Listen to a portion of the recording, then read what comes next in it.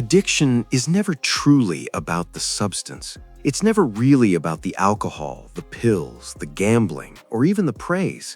It's about something deeper, a split inside you. The psyche doesn't crave the thing itself. It craves what that thing represents, a temporary escape from the unbearable weight of being divided within yourself.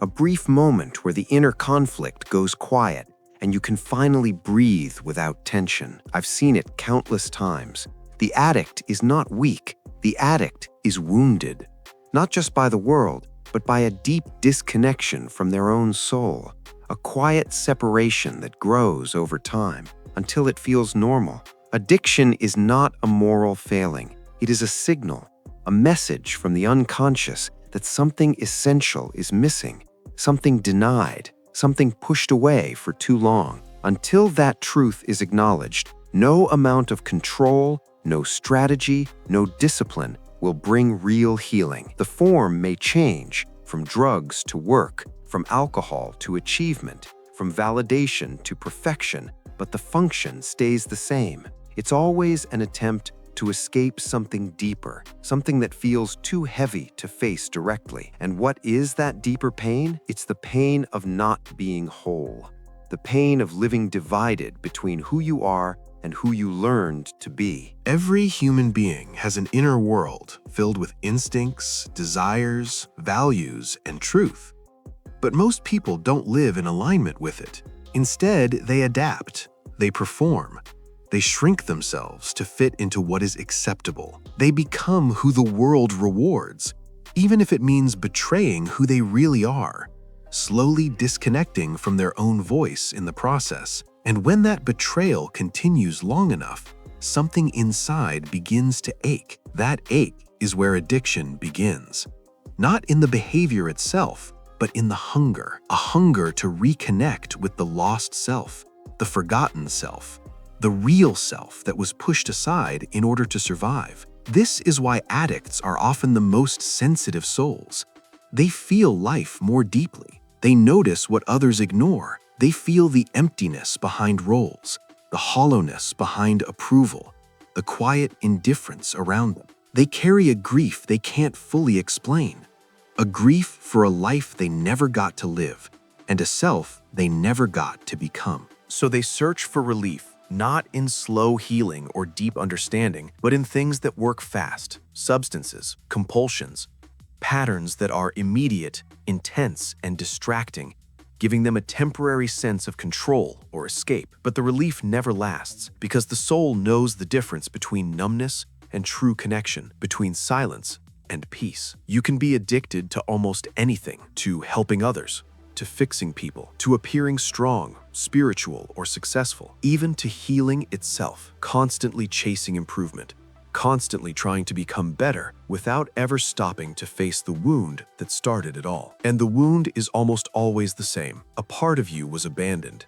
something essential, something sacred that was never fully allowed to exist. Maybe it happened in childhood, when you learned that being fully yourself was unsafe. Maybe it happened in your family, where love came with conditions. Or maybe it happened slowly, as life forced you to bury your inner world beneath responsibility, pressure, and survival. No matter how it started, the result is the same. Part of you lives, and part of you hides. And the distance between those two parts becomes unbearable, creating a tension that demands relief. That is what addiction tries to fill. Not with meaning, but with distraction, something to cover the silence inside.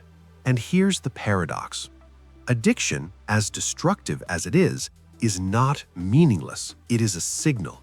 It points directly to the wound, which means healing doesn't begin with fighting it. It begins with listening to it carefully and honestly. Listen without judgment. Instead of asking, "How do I stop this?" ask, "What is this protecting me from? What truth am I not ready to feel or face yet?" When you ask that honestly, something shifts. The addiction doesn't disappear instantly, but it begins to lose its control, because what is seen can be understood, and what is understood can be integrated over time. But what is ignored, what is pushed away, will always return, maybe in a new form, a new habit, a new obsession.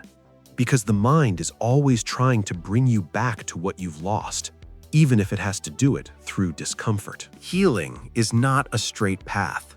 It doesn't move in a line, it moves in cycles, returning you to the same places again and again until you're finally ready to feel what you once avoided and understand it without fear. And it's not easy, it's not fast, it's not glamorous, but it's real and it's lasting. If you find yourself stuck in a pattern you can't break, don't ask, "What's wrong with me?" Ask, "What part of me is still unhealed?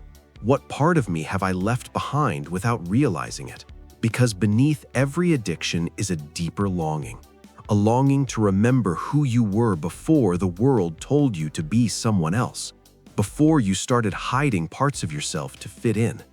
And when that longing is honored, when that forgotten part of you is welcomed back without judgment, the addiction slowly begins to loosen its grip, not through force, but through reunion and understanding. Every compulsion carries a deeper hunger, not for comfort, but for connection. The addict is not broken.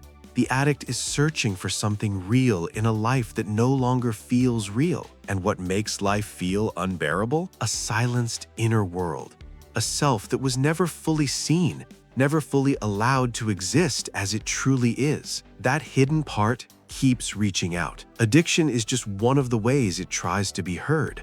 It offers relief, consistency, escape, but it can never give wholeness because the self you're looking for exists behind the pain you've been avoiding all along. Healing is not about becoming perfect.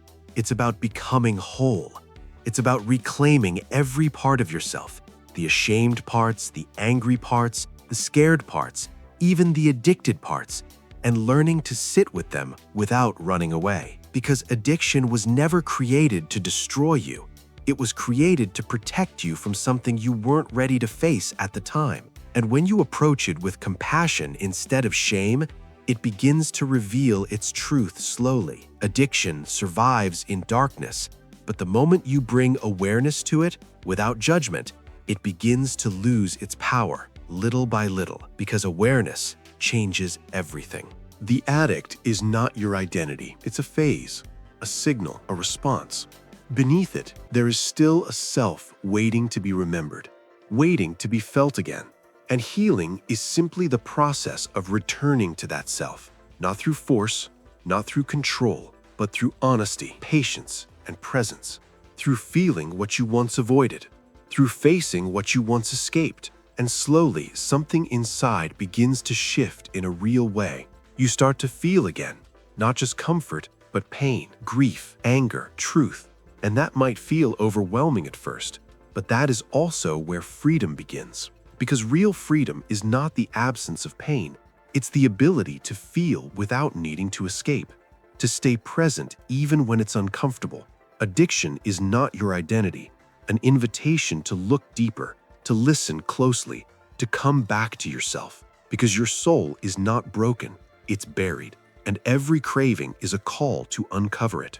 You were never meant to live numb, you were meant to live fully.